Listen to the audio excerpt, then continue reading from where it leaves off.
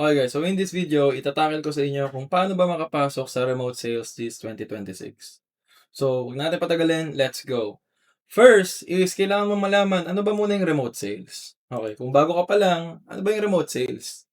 So, remote sales guys is basically work from home sales siya. That's basically it. So, ang goal mo is just like any other sales na trabaho is helping businesses turn strangers into customers online. So, unlike the on-sites na na traditional sales na nasa labas ka, na nakipag-usap ka ng client, dito guys, ginagawa mo siya ng online. Kaya siya remote sales. So, remote work siya. So, hindi lang siya benta-benta.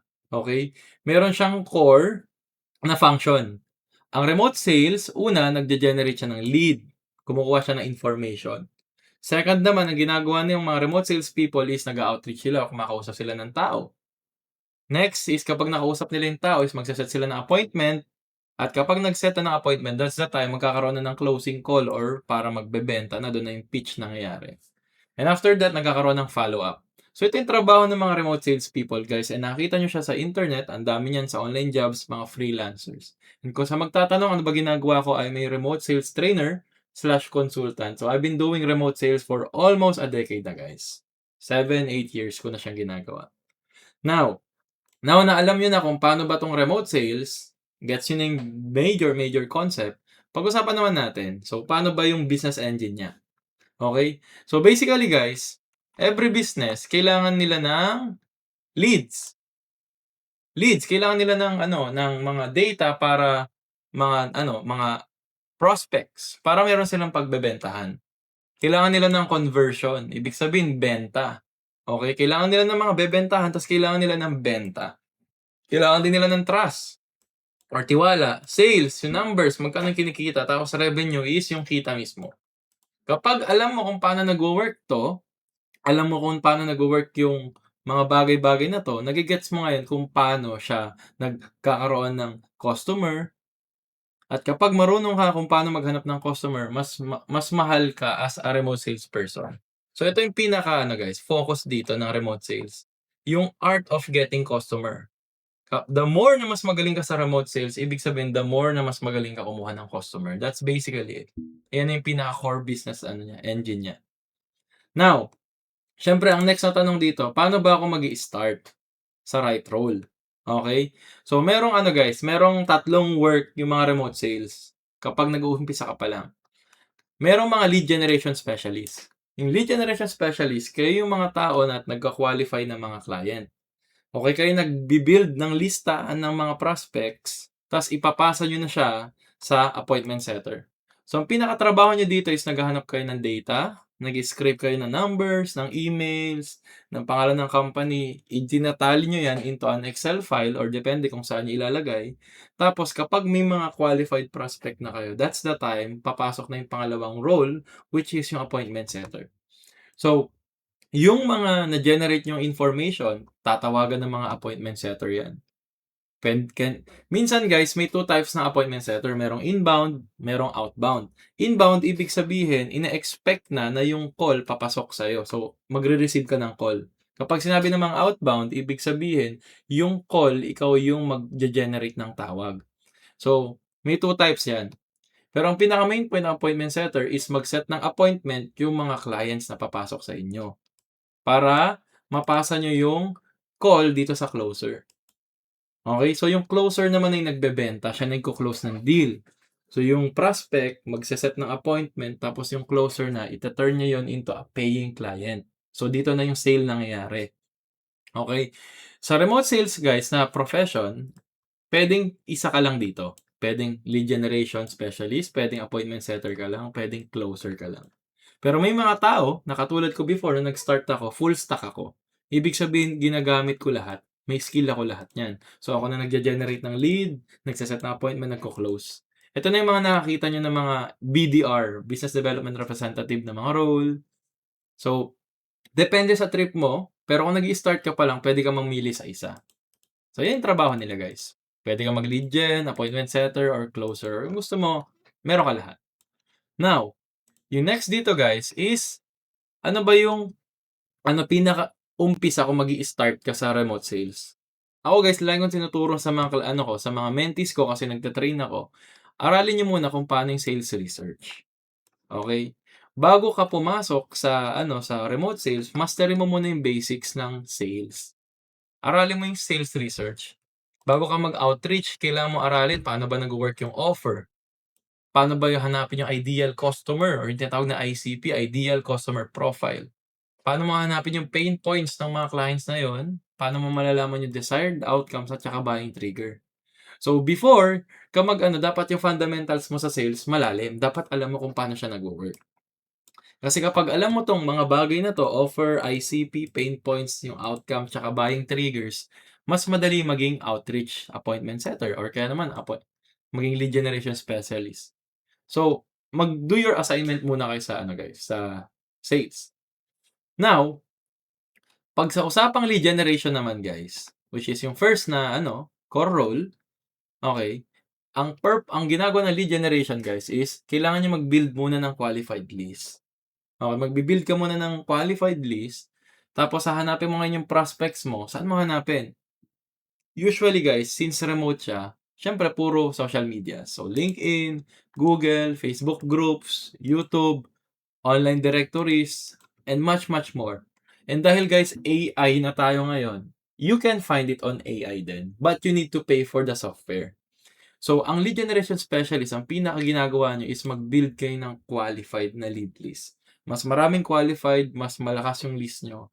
Para kapag pinasa niyo dito sa appointment setter or yung outreach na tinatawag, mas madali kayo makabook ng call. So, kapag meron na kayong listahan, ang next na mangyayari diyan is i-outreach niyo na or magpi-pitch na kayo sa kanila. So, may listahan ka na ng leads. Ang next na tanong diyan, papaano niyo ngayon sila kukuhanin yung attention tapos magbo-book ng call sa inyo. So, ito yung purpose ng outreach guys, turning leads into conversation. So, good outreach is basically short, relevant, specific, at value-driven. Yan ang rule na tinuturo ko sa ano guys, sa community ko at saka sa mga mentees ko. Di ba kailangan ng napakahabang message sa client? Kailangan mo lang short, relevant, specific, at saka value-driven. So, ang goal niyo dito sa outreach, hindi niyo bebentahan. Kailangan niyo lang mag-start ng conversation. Kasi kapag nag-start ng conversation, dun magbi-build ng trust. Okay? And also guys, kailangan niyo din matuto mag-follow up. Okay? Minsan kasi yung mga tao kapag hindi na interested yung client, that's it. Pero ang reality ng sales guys, nangyayari yan sa follow up. Minsan third follow up, minsan fourth, minsan fifth, minsan ika-seventh follow up mo para ma-close yung deal. So, ang buhay ng mga sales people guys, tsaka remote sales is follow up. And the art of follow up, kailangan niyo ma-master din yan. So, kasi yung follow up, nandiyan minsan yung mga opportunities. The more marami kang tinataniman ng follow up, definitely mas mataas yung chances mo maka-land ng client. And yung pinaka-importante guys, sa remote sales is kailangan mo matuto mag-close ng deal. This is a separate skill na guys, specific na siya. Kapag sinabing closing, it's the art of talking to a client and close mo yung deal. So, nandito na lahat ng sales skill mo, fundamentals, communication skill, psychology, tapos yung background mo ng ano, service nyo, kailangan kabisado mo na all-in-one. Dito na yung pinaka-highest pressure point ng remote sales. It's actually the crucial kasi this is the time para i-close mo yung deal, ita-turn mo na into paying client yan. So, it's all about giving clarity sa prospect kung gusto ba nila talaga yung product nyo or service nyo or hindi. Pero, syempre, as simple as it may sound, nandyan yung complexity, guys. And tinuturo ko din yan sa community. So, ang good sales call, ang purpose niya is para malaman nyo yung problem, malaman nyo yung goal, malaman nyo if there's a gap, para malaman nyo din kung sa gap na yun, kayo yung makakapagpunta sa kanila sa next step, yung product or service nyo. So, tong closing alone, guys, you can earn your first 6 digits dito, pero hindi mo siya matututunan hanggat wala ka pang mga basic fundamentals ng sale. Kaya kung ako, ang lagi ko sinasabi sa mga students ko, aralin mo muna tong basics para mag-ladder ka na lang sa sales. So, ganun siya nag-work, guys. Okay? Now, okay, ano pa pag ginagawa ng mga remote sales people? Okay, execute daily, guys. Sa remote sales, paulit-ulit mo gagawin yan. Bakit? Maraming rejection, maraming research, pag-generate ng lead, outreach, follow-up, tracking. Ulit-ulit na yan. Yan yung day-to-day job. Kumakausap ng client everyday, nare-reject, nagpi-pitch, naghahanap ng leads, kumakausap ulit. Yan yung day-to-day job. So, ikaw yung tao na tingin mo nahihirapan ka dito. Baka yung sales guys, hindi para sa inyo.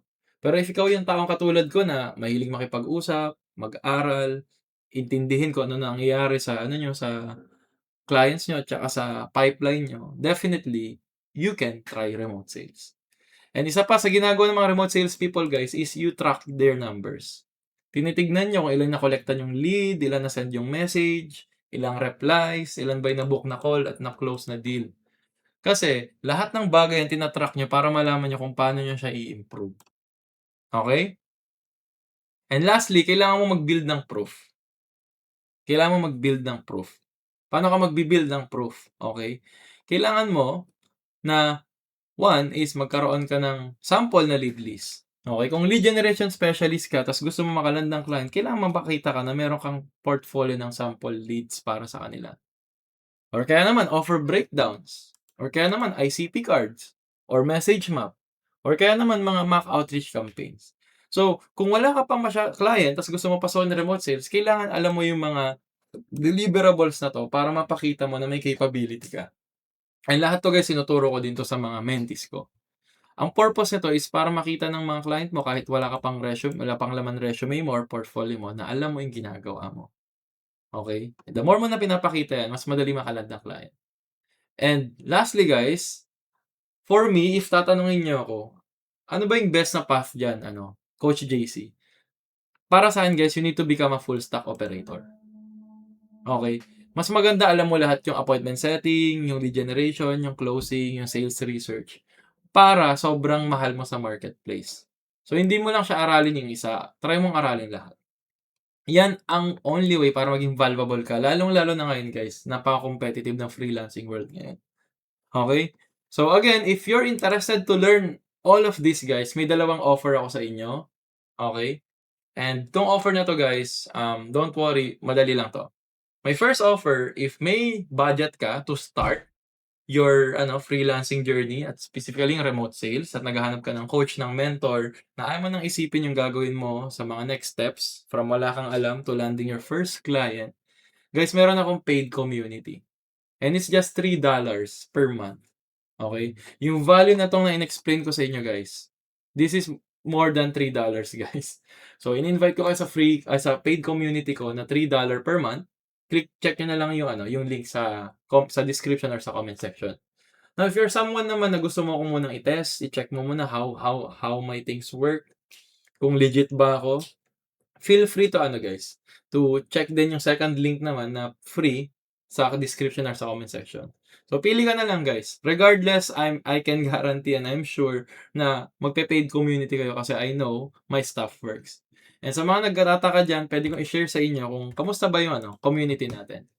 So, yung free community natin ngayon guys, 6,100 members siya ngayon. And kung titignan nyo, ganito yung itsura ng free community. Okay? So, meron tayong, ito yung mga learnings. Yan, nandito lahat. Tapos nandito yung channels natin para siyang Discord. Yan. So, kung i-check nyo dito, ito yung mga motions, day to day na nagpo-post sila. Ito yung victories, milestone na na-hit ng mga members, sobrang dami. And nandito yung announcement. Yan. Opportunities, nagpo-post din kami ng work opportunity once in a while. And nandito din yung guys, pinaka-importante, yung mga nakakalat ng client. So, 3 days ago guys, sa free community, nakaland ng client to si Angel. Okay? 3 weeks ago naman, si Kurt Ivan. 1 month ago, si Bernadette. And marami pa guys na nakakaland ng client na hindi nila pinopost. Nagchat-chat sila sa akin directly. So, ito yung guys, ito yung free community. Now, ano ba makukuha nyo dito sa free community? Sa free community guys, makukuha nyo yung modules from, hindi mo alam yung freelancing, explain ko sa inyo. Makukuha nyo din yung orientation, paano yung mga needs, yung mga kailangan sa freelancing, software, hardware, explain ko dyan. Matututunan nyo yung sales din, at matututunan nyo kung paano maging sales research. So, ito guys, 4 na solid modules guys. It's 20 videos yan, more or less, tapos high level, ibig sabihin, nagre-range siya ng 40 minute to 1 hour na video. So, dito alone guys, makakakuha na kayo ng client nyo. Pero if may budget ka naman, gusto mo mag-level up, okay, ang continuation nito is nandito na sa, natin, sa paid community natin guys, na Parliament Plus. Now, ano meron dito sa Parliament Plus guys? From wala kang alam, tuturuan kita sa freelancing, matututo ka ng sales, matututo ka sales research, matututo ka ng paano mag-generate ng leads. Lahat niyan ng AI tools nandito in-explain ko. Matututo ka mag-outreach, appointment setting, matututo ka mag-close, ta's may recap and execution pa tayo. Up till landing your first client. And on top of that guys, dito sa paid community natin, nagto-throw ako ng workshop and recorded yan. Nagto-throw din ako ng weekly Q&A and recorded yan. And makikita nyo guys, nandito lahat ng recorded na weekly Q&A natin. Yan. So, nire-record ko yan. Plus guys, may weekly Q&A tayo na live every Friday, 8 PM onwards. So, right now it's currently $3 per month. Pero bahala ko taasan yan anytime soon and 77 yung members. So, ang maganda dito guys sa paid community natin, mas makakapag-connect kayo sa mga members kasi makakita nyo din kung sino yung mga members na malapit sa inyo. And sa mga magtatanong, yes, hindi lang po siya pang Pilipinas. May mga members tayo sa US, sa Spain, sa Europe, sa Middle East, sa Pilipinas. So, worldwide tayo dito. Now, going back dito sa kanina. So, ang itinuturo ko basically dito guys is you to become a full stack operator sa remote sales. Ginawa ko siya na mura sa paid para makita ko lang na may skin ka sa game. Hindi ako yayaman sa pera mo pero gusto ko lang talaga tumulong. So, if you have the means, feel free to join the paid community. Pero if you don't have the means and you just wanted to try things out, you can join the free community. So, yun lang guys. Peace. Click nyo na lang yung link sa bio.